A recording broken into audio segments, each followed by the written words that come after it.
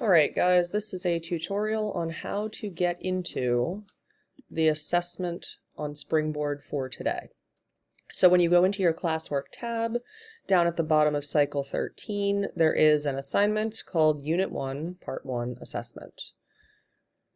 You're going to open that up, and you will see there is a big bolded thing here that says sign into Clever first, or the Springboard link will not work.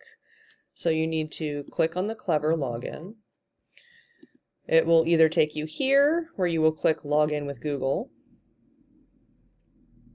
or if you were already logged into Clever, it will take you directly here to your home page.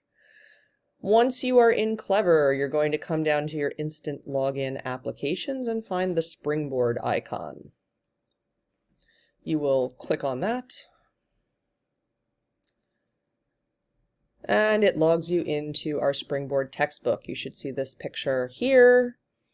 You are going to not touch this page, just leave it open. Go back to Classroom, and now you will click on the Springboard link in the Unit 1 Part 1 Assessment assignment. Now, because I am a teacher, it takes me to this "You are trying to get a student assignment" page. You will go to something that looks like this. It will take you directly to the assessment, show you what it's going to look like. So it will have a passage over here that you are reading, and then a question that you are answering based on that passage.